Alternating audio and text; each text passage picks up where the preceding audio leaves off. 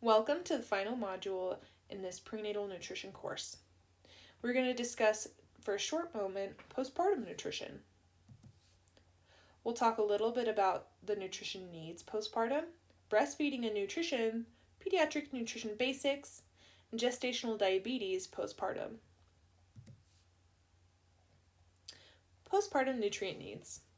You're going to need about 330 to 400 additional calories while breastfeeding. It's important that you get these extra calories since that nutrients is not only going to the baby, but also to your own healing.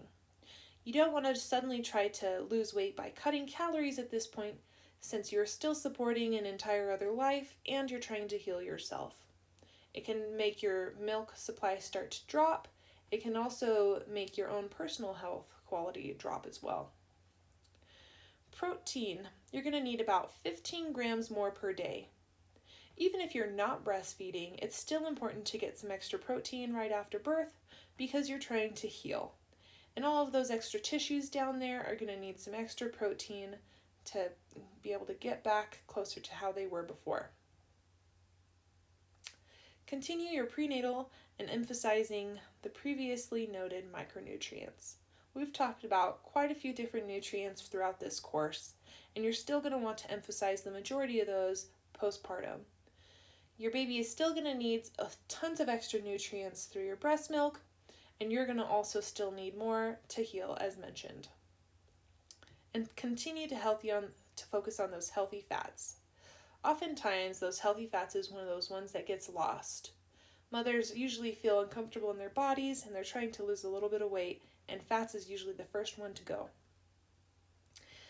Fats are going to be very important in your baby's health, so being able to get plenty to support your breastfeeding journey if that's your choice. And again, even if you're not breastfeeding, those healthy fats are still going to help you personally. Breastfeeding and nutrition. Food and water is what makes breast milk, not supplements. So even though there's plenty of supplements advertised out there that are going to help you start lactating more, it's that food and water that's truly going to be making the milk. So if you're not getting enough food or water, you might notice that your milk output is reduced. It's important to stay hydrated, not only for your baby, but also for yourself. Again, that healing, you need that hydration. About 16 cups per day is going to be the average recommendation, but of course, also listen to your thirst. If you've drank that much and you're still thirsty, go get some more. Eating some fruits and vegetables and soups can also help you get there. Maybe throughout the day, switch it up. It doesn't all have to be water. Try some different teas. And maybe try to infuse some water with some fruits. Continue to avoid excessive amounts of caffeine and high mercury fish. This can impact your breast milk, and the mercury can pass into your breast milk as well. And of course, speak to your doctor about alcohol consumption. If your infant is experiencing gastrointestinal distress, it could be related to your diet, and so try to speak to your doctor or pediatrician and start working through what it could be to make sure that your baby's still getting the best. Pediatric nutrition basics. Vitamin D is going to be important since it doesn't quite pass through your breast milk to the baby very efficiently. So getting some vitamin D drops and just dropping a small amount onto your nipple before your baby latches, or even onto a pacifier or anything else that you may choose that is a clean surface, can help your baby make sure that they're getting the vitamin D that they need daily. Once your baby starts on solids, it's important to focus on iron-rich foods, since your milk doesn't really pass that much iron over to your baby either.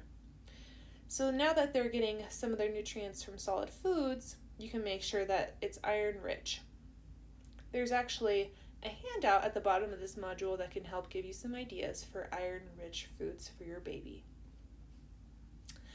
Try to avoid large amounts of dairy, specifically milk, until they're over 1 year of age. They can still have yogurt and a little bit of other dairy products like butter, but the majority of their milk-based product should be coming from formula or breast milk. It's also important to avoid all honey until the age of 1 because it can be dangerous for them as it may contain botulism. It is such a small amount of botulism that older toddlers and adults can manage it, but babies underneath 1 cannot. Also, try to continue to introduce new foods multiple times. Oftentimes, it's hard to stay motivated to provide more of the same if your baby is trying to knock it away, but exposure is key, and the more times you offer it, the more times that they have the opportunity to try it. Try to avoid praise or disappointment about what they eat as well, as sometimes this can impact if they want to try something new. Postpartum and gestational diabetes. Gestational diabetes, as mentioned earlier, can potentially turn into type 2 diabetes in 5 to 10% of those with GDM immediately after. And in a larger majority, it can turn into type 2 diabetes in the years past. So it's important to try to still stay healthy and follow some of these healthy guidelines to keep your blood sugars from spiking. Even if you never develop type 2 diabetes, all of these recommendations that we've talked about here are preventative for other chronic illnesses as well. Make sure that you're continuing to get your A1C checkups and trying to avoid high sugar spikes. Exercising regularly is also a huge plus. Thank you for joining me throughout this prenatal nutrition course. I hope you've learned something, and please be sure to look at all of the supplementary materials at the bottom of the modules. Thank you.